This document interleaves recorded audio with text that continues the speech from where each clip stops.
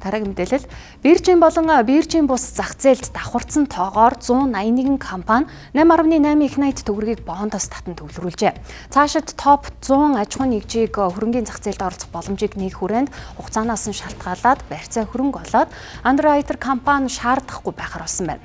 За цаашид 3-аас 5 жилийн хугацаатаагаар бонд гаргах хэрэгтэй мэргэжилтнүүд онцолсон мэдээллийг эдийн засгийн болонд сэтгүүлч уянга хүргэх болно. Бондын зах зээлд тэр дундаа топ 100 аж ахуйн нэгж байгууллагууд л одоо яг хөрөнгийн зах зээлд гарах боломж нь нэгдэж байна гэдгийг салбарынхан онцолж байна. За яг яаж нэгдэж байгаа вэ гэхээр нийтэд санал болгон хувьцаа гаргахад хөрөнгийн үнэлгээ хийлгэхийг шаардахгүй болно. За мөн нийтэд санал болгон гаргаж байгаа хувьцаа, бондыг бүртгүүлэх тухай хүсэлтийг хялбаршуулсан гормоор л одоо хянаж шийдвэрлэнэ гэдэг ийм эрхий одоо нэмэлт өөрчлөлт оруулсан байна. Бондын боломжийг илүү тэлж өгье, нөхцөлийг нь илүү хөнгөвчилж өгье. Ялангуяа одоо бизнес эрхлэгчдийн хувьд одоо өнгөрсөн цаг хугацаанд бий болгосон өөрсдийн нэр хүнд, өөрсдийн үүсгэсэн капиталыг бонд гаргах зах зээл дээр илүү ашигладаг байхын боломжийг тэлэх зорилготойгоор өнөөдрийн арга хэмжээг бол зохион байгуулж байгаа. За бид бол хугацааг бол тодорхой одоо шаардлагыг хангаж байгаа компаниудад хугацааг бол богино болгож байгаа. За энэ одоо ажлын 10 хоногт. За мөн түнчлэн зах зээлийн одоо өртгийг бууруулах зорилгоор Underwriting компанитай байх эсвэл байхгүй байх ийм болцоог бол бий болгоно. За Underwriting-ийн компаниуд мэдээж чухал. Гэхдээ бас өртөг бол нэмэгдээд явдаг. За энэ хүрээнд бол Underwriting компанигүйгээр явах болцоог бас тодорхой үнийн дүн хугацаан дээр бас хөрөнгийн биржийн зүгээс бол одоо боловсруулж төсөлд оруулахаар бэлтгэж байна.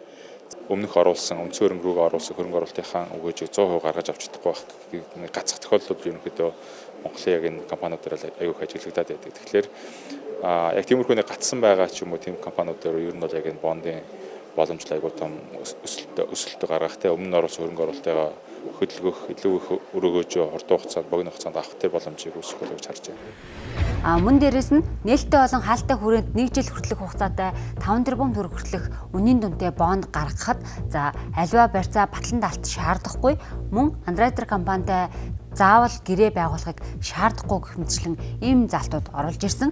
Нэгснээрээ топ 100 аж ахуйн нэгж байгууллагуудын хувьд л за хөрөнгийн зах зээл дээр гарч за их усүр татаж за хөрөнгө оруулагч татах за үйл ажиллагаагаа илүү өргөжүүлэх боломж бол нэгдэж байна гэж одоо яг энэ цагуун зохицуулах хороо болоод за шийдвэр гаргалтын төвшнөөс бол харж онцолж байна. За харин нөгөө талдаа ингэж гаргахдаа бас бонд бол одоо өнөөдөр хүртэл хугацаанд гаргаж байсан одоо компаниудын бондуудын хувьд ихэвчлэн одоо 1-ээс 2 жилийн хугацаатай бондууд гаргаж Тэгвэл энэ хугацааг нь уртсах шаардлагатай хөрөнгө оруулалтыг бол 3-аас 5 жилийн хугацаатай ч юм уу татах одоо ийм шаардлага бол нэгэн төрсэн гэдгийг бол салбарынхан онцолж байна. Яг энэ мэргэжлийн байгууллагууд чи яагаад байд юм бэ?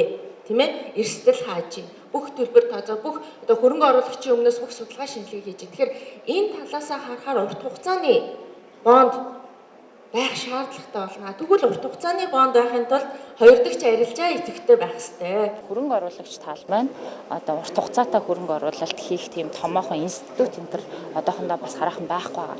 Тэгэхээр бид нэр гадны хөрөнгө оруулалтыг оруулж ирж гадны урт хугацаатай санхүүжилтийн хэрэгслийг Монгол компаниудад одоо оруулж ирэх тэр нөгөө замыг илүү зааж өгснөөрөө магадгүй урт хугацаатай санхүүжилтийн хэрэгслийг оруулж одоо бий болгох тийм боломж бүрдэх байна.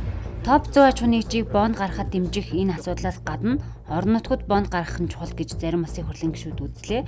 Жишээ нь Өмнө Говь аймгийн онгоцны бодлыг шинжлэх хүрээнд их усүрийг бондоос татах нь чухал гэж Сэт Дорж гишүүн онцолсон. Мэргэжилтнүүдийн хувьд орон нутаг бонд гаргахдаа мэргэжлийн судалгаа шинжилгээтэйгээр эргэн төлөлтөө тооцож гаргах нь чухлыг санууллаа. Тэгэхээр одоо аймаг нь өөрөө бонд гаргаад энэ хамгийн их нүүрстэй мөртлөө хөлдөх гээд байгаа дулааны цахилгаан станцаа шинжилчихье гэдэг хүсэл мөрөөдлийн биелүүл.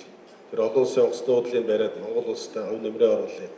Тэр одоо бондгоо чиглэсэн замуудыг нь бариад барих тэр мөнгөний нэг бондор өсгөх ёстой байна. Энийг зүгээр л нэг дахиад нэг одоо юу гэдгийг те нэг өнөөдрийг хүртэл хийжсэн зам засварын ч юм уу нэг худалдан авалтан адилхан гэж үзчихвэл үгүй.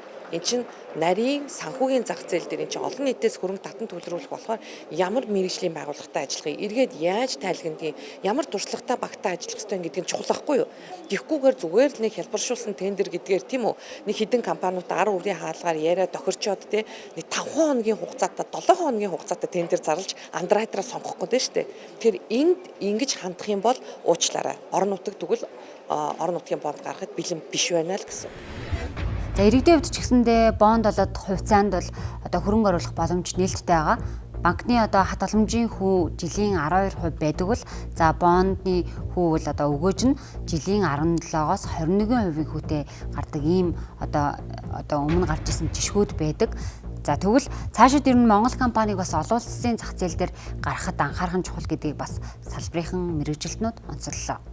Монгол улсын хувьд хөрөнгөний зах зээлийн хувьд хамгийн анх удаа вооны бонд тий солонгосын зах зээлд гаргаж байгаа бонд учраас бид нар анх удаа энэ хийж үзэж байгаа. Тэгэхээр компаниудаа бэлдэх шаардлага байгаа. Жишээл санхүүгийн хувьд, хууль эрх зүйн хувьд одоо тэдний солонгосын санхүүгийн зах зээлийн, хөрөнгөний зах зээлийн шаардлагыг хангаж гэнэ үү гэдэг дээр бол ажиллах шаардлага бол байгаа.